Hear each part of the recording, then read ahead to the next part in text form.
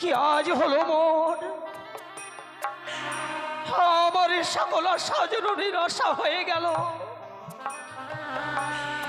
আজ নেতা দিদির কথা মতো ছুটে গেছিলাম সেই চম্পকনগরে, ওই সড়কা মহারানী পুজো মরে স্বর্ণ ঘট দিয়া। আরে মূর্খ চাঁদ মোর মস্তকে করে পদাঘাত। না, অপমান অপমান অপমান, আমি এই অপমানে কিছুতেই সহ্য করবো না। তাই তো এর জন্য আমায় উপযুক্ত উপায় বের করতে হবে। হ্যাঁ, মনে পড়েছে মোর দিদি নেতার কথা, যেই দিদি নেতার কথা মতো ছুটে গেছিলাম সেই চম্পকনগরে। অপমানিত হয়ে ফিরে এসেছি সে জুয়াতে। তাই এই মুহূর্তে আমি দিদি নেতাকে করবো শুনো। দিদি নেতা পদ্মাবতী, তব চরণে প্রণাম হই। আশীর্বাদ করি ভগ্নী। একে দেখছি পদ্মাবতী, তোর চোখে জল কেন ভগ্নী? এমন কি হয়েছে পদ্মাবতী তোর? দিদি গো, আজ আমি তোমার এই কথা মতো গেছিলাম চম্পকনগরে। চম্পকনগরে? তারপর? পুষ্পনিবারে কানে। হ্যাঁ ভগ্নী, হ্যাঁ তারপর? জানো দিদি, মহারানী সনেকা অতি যত্নে স্বর্ণ ঘটে পুজিল মরে। পদ্মা, কথা হতে দাম্পিক চাঁদাস্যা মরে। কি বলছিস ভগ্নী? পদাঘাত করে মামা বস্তকে। না পদ্মাবতী, চাঁদ বড় ভুল করেছে ভগ্নী। তুই না দেবী, সামান্য মানব হয়ে তোর মস্তকে করেছে পদাঘাত। সে বড় অন্যায় করেছে পদ্মাবতী। ওই আমি কি আর পদ্মা,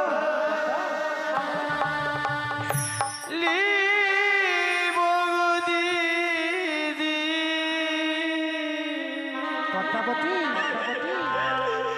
আমার দুঃখের কাহিনী গোয়ারে ও পদ্মা,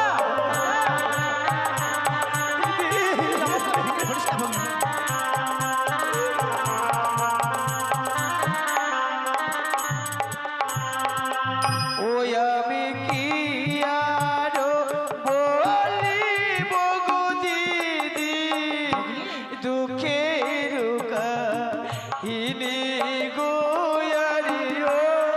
কি বলছিস ভগ্নী? কি বলতে হবে ভগ্নী?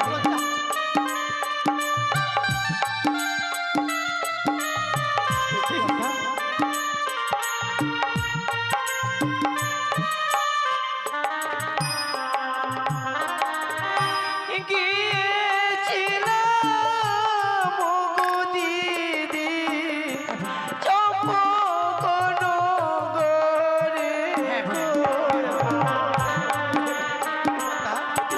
তুই এমন ভাবে ভেঙে পড়িস না ভগ্নী।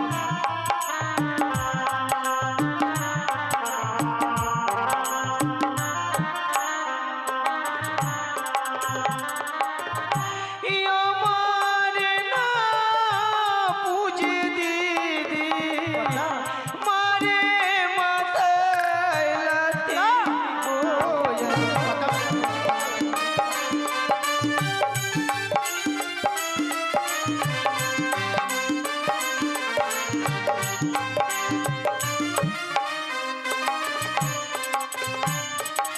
জানো দিদি, পদ্মা, আমার মস্তকে যে পদাঘাত করেছে, ভগ্নী পদ্মাবতী রে। তবে কি আমি পারবো না দিদি এই বিশ্ব মাঝে বিশ্ব পূজিতা হতে? পদ্মাবতী, পিতা হবে মোর দেবী কুলে জন। না বলো না দিদি, বলো না, আমি কি করলে এই বিশ্ব চরাচরে বিশ্ব পূজিতা হতে পারবো? তুই বিশ্ব মাঝে বিশ্ব পূজিত হতে পারবি ভগ্নী। তুই যদি আমার যুক্তি মতো কাজ করতে পারিস তাহলে তুই বিশ্ব মাঝে বিশ্ব পূজিত হতে পারবি। দিদি নেতা, পদ্মাবতী, তুই ভেঙে পড়িস না ভগ্নী। আমি নেতা, তোর বুদ্ধির দাতা। আমি যদি তোকে বুদ্ধি না দিই কোনোদিনও তুই বিশ্ব মাঝে বিশ্ব পূজিত হতে পারবি না। সত্যি দিদি সত্যি। ভগ্নী পদ্মাবতী, তুই এক এক করে চাঁদের 6-6টি সন্তানকে বিনাশ করেছিস। সত্যই কিন্তু চাঁদ যে পুত্র শোকে ভেঙে পড়েছে। তাই যদি চন্দ্রপতির গৃহে যদি পুত্র সন্তান হয়, আনন্দে মাতোহারা হয়ে তোর চরণে পুষ্পাঞ্জলি দেবে ভগ্নী। তাই বুঝি? হ্যাঁ ভগ্নী পদ্মাবতী, মা হবি, মায়ের কর্তব্য করবি না? সে তো হতে পারে না ভগ্নী। কিন্তু কিছু পেতে গেলে কিছু দিতে হয়। দিদি, চাঁদ সওদাগর একে বৃদ্ধ, কেমন তার হইবে পুত্র সন্তান? হবে ভগ্নী হবে। তুই যদি চাঁদকে কৃপা করিস তাহলেই সেই পুত্র সন্তান লাভ করতে পারবি। কিন্তু কিন্তু জীব জীব পাবো কোথায়?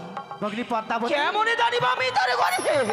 পদ্মাবতী, তুই বিলম্ব না করে এই মুহূর্তে ছুটে যাবি দেবরাজ ইন্দ্রের কাছে।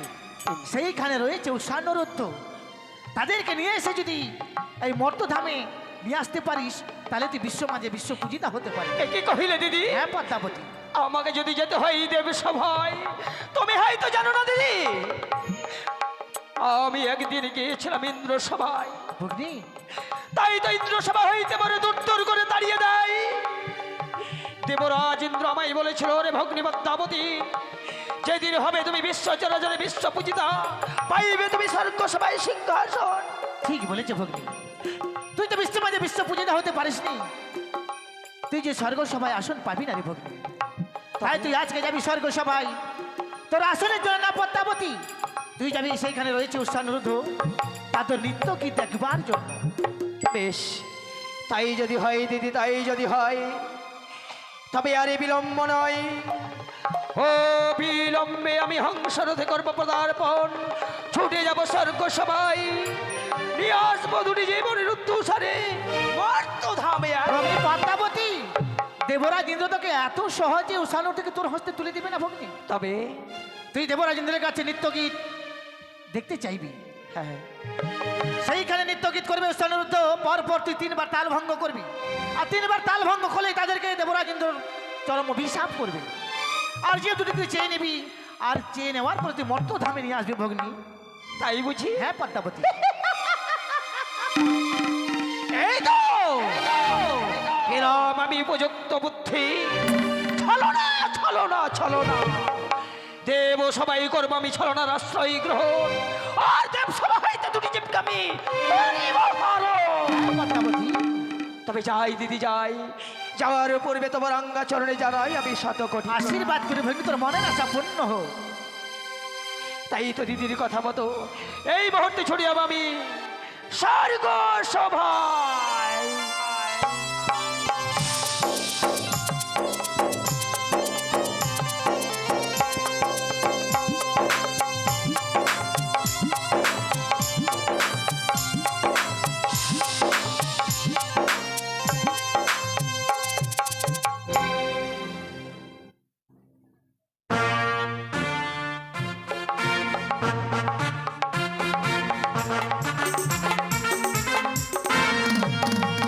সচিবতী দেবরাজ ইন্দ্রদেব আমি, স্বর্গের 33 কোটি দেব দেবী প্রত্যেকে মিলিয়া মরে দিয়েছে স্বর্গ সভার ভার।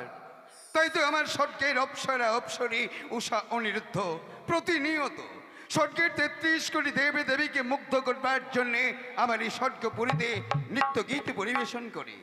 প্রতিদিনের নেই আজও নৃত্য গীত পরিবেশন করে তারা ফিরে গেছে নিজ আলোয়ে।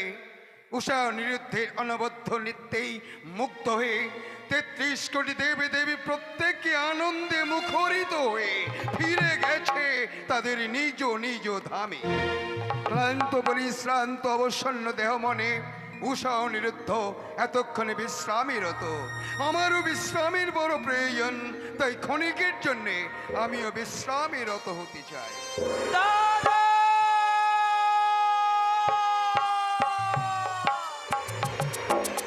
দাদা!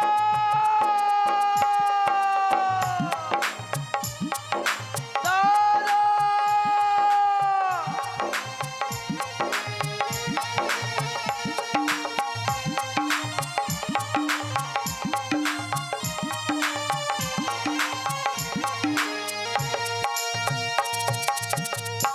তব চরণে প্রণাম হই দাদা। কল্যাণ হোক ভগ্নী পদ্মাবতী।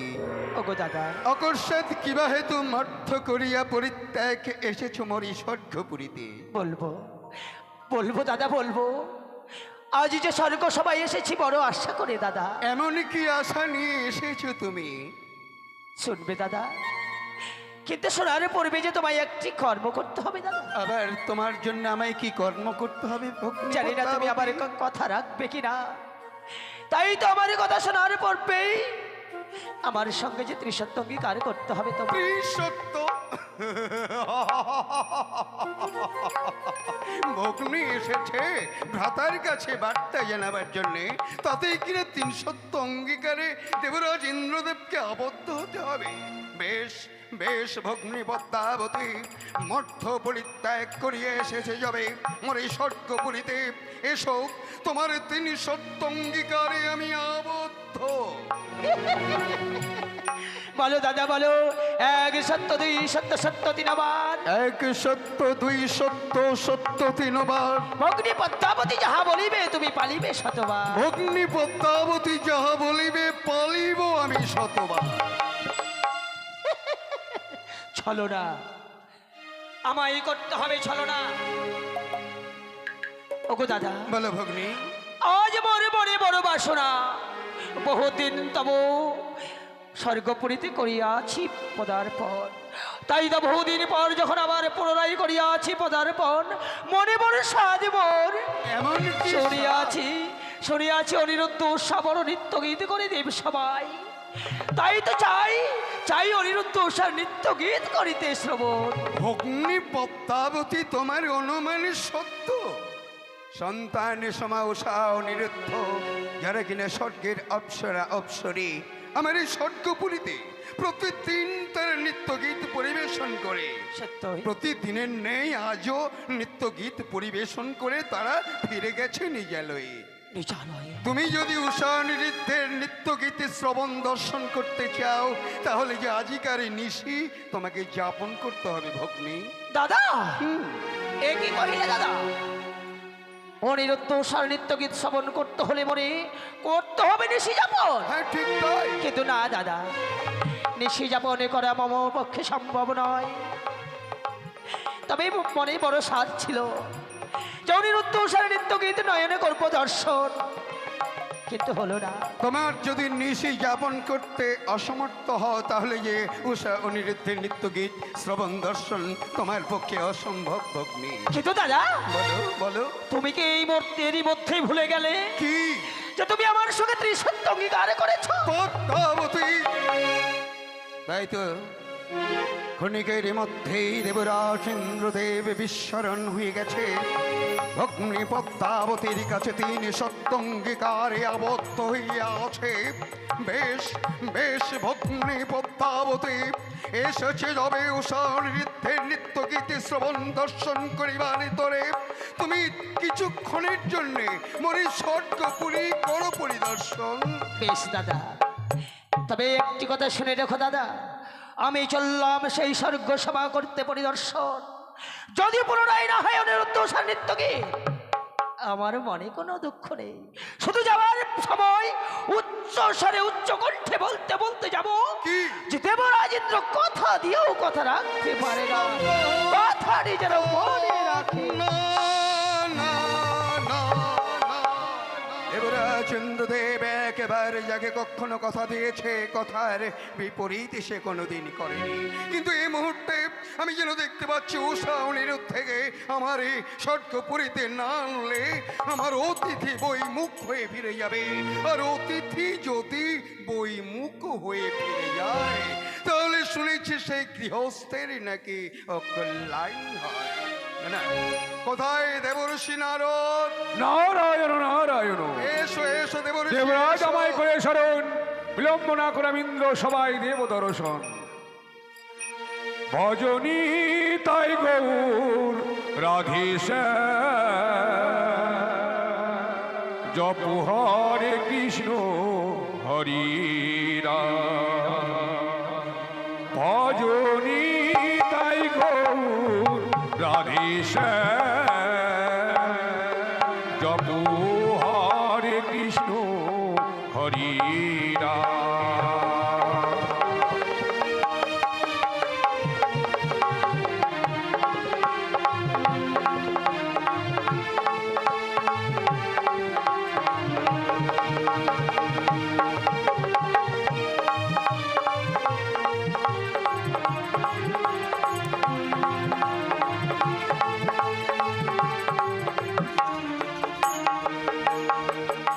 ভজনি তাই গৌর রাধে শ্যাম জপ হরে কৃষ্ণ হরি রাম। বাহ, বাহ।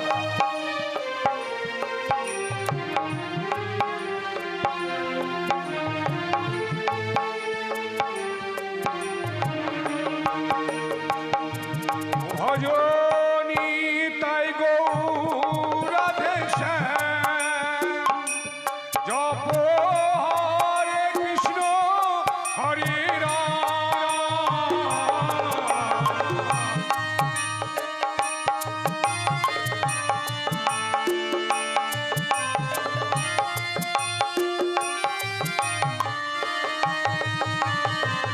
ভজনি তাই গৌর রাধে শ্যাম জপ হরে কৃষ্ণ হরি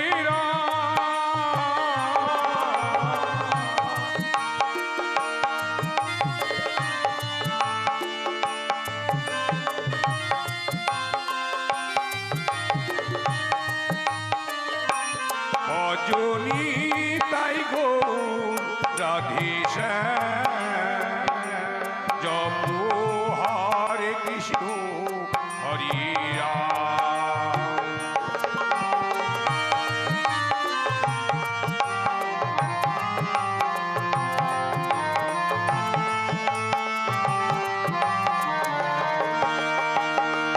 ভজনি তাই গৌর রাধে শ্যাম বাবা, বাবা। জপ হরে কৃষ্ণ হরি রাম। ভজনি তাই গৌর রাধে শ্যাম জপ হরে কৃষ্ণ হরি রাম। নারায়ণ নারায়ণ। বলুন দেবরাজ, কিবা কারণে মনে করেছেন শরণ? দেবঋষি নারদ, ইতিপূর্বেই আপনাকে আমি স্মরণ করেছি, এই মুহূর্তে তোমাকে একবার উষা অনিরুদ্ধের গৃহে যেতে হবে। উষাওনির গৃহে? হ্যাঁ। জানিতে পারি দেবরাজ, কিবা কারণে যেতে হবে আমাকে সেই উষাওনির গৃহ মাঝে? তবে শুনুন দেবঋষি নারদ, মর ভগ্নী পদ্মাবতী মর্থধাম পরিত্যাগ করে স্বর্গে এসেছে উষা অনিরুদ্ধের নৃত্যগীত শ্রবণ দর্শন করিবার তরে। একই দেবরাজ। যার কারণে এই মুহূর্তেই উষা অনিরুদ্ধকে আনায়নজি করতেই হবে। না না দেবরাজ না, কেন? এ কখনই হতে পারি না। সবে মাত্র তারা ইন্দ্র সভা হইতে নৃত্য গীত করে ফিরে গিয়েছি নিজ আলোয়ে। আমি জানি দেবঋষি নারদ, আমি জানি ক্লান্ত বলি শ্রান্ত অবসন্ন দেহ মনে উষা অনিরুদ্ধ এতক্ষণে বিশ্রামে রত আছে। সত্যই। তবুও যে ভগ্নী পদ্মাবতী এসেছে উষা অনিরুদ্ধের নৃত্যগীতি দর্শন করবার জন্যে, যদি বৈমুখ হয়ে ফিরে যায় তাহলে যে আমার দেব সভার অকল্যাণ হয়ে যাবে। কিন্তু দেবরাজ, এই ক্লান্ত শরীর নিয়ে তারা যদি আসতে চায় স্বেচ্ছা ইন্দ্র সভা মাঝে? বলবে দেবরাজ, ইন্দ্রদেব তোমাদের স্বর্গ সভায় দ্বিতীয়বারে যাবার জন্য অনুরোধ করেছে। তবু যদি তারা আমার অনুরোধ না রাখতে চায়? তবুও যদি তারা না আসতে চায়, বলবে দেবরাজ, ইন্দ্রদেব তোমাদের চরম অভিশাপ দেবে। নারায়ণ নারায়ণ। বেশ দেবরাজ, তাই হবে। দেবঋষি নারদ, বলুন। সর্বপ্রথম 33 কোটি দেবী দেবীকে আমন্ত্রণ করবেন, অবশেষে উষা অনিরুদ্ধকে আনয়ন করবার জন্য তাদের গৃহে যাবেন আপনি। বেশ, নারায়ণ নারায়ণ। তাই তো দেবরাজের আদেশ পালন করিবার তরে বিলম্ব না করে এই মুহূর্তে 33 কোটি দেব দেবীকে আমন্ত্রণ করে ছুটে যাব আমি উষা অনিরুদ্ধের কুটির প্রাঙ্গণে। পুনরায় তাদেরকে নিয়ে আসবো ইন্দ্র সভা মাঝে। নারায়ণ নারায়ণ। এমন প্রেমে মাখা মধুরে হরিনা কোথা হতে না মেনেছি নিমা, কোথা হতে না মেনেছি এমনি প্রেমে মাথা এই হরিনাম, কোথা হতে না এনেছি নিমাই, কোথা হতে না এনেছি এনেছি।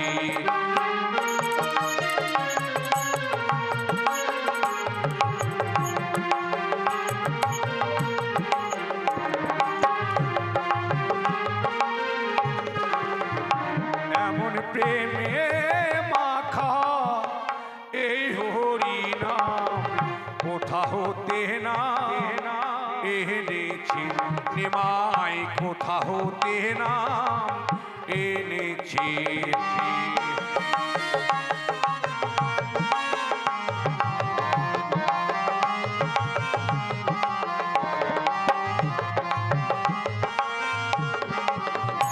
আমি আজ হতে নিমাই তোর সনে যাব, আপন বহিমা কবু না গাহিব।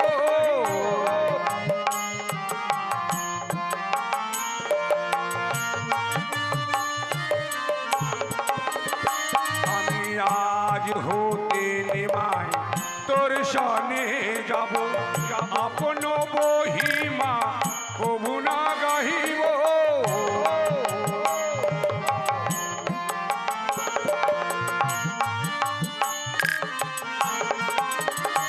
আজি সব কিছু ছেড়ে হরি হরি বলে, হরি বল হরি বল হরি বল। আজি সব কিছু ছেড়ে হরি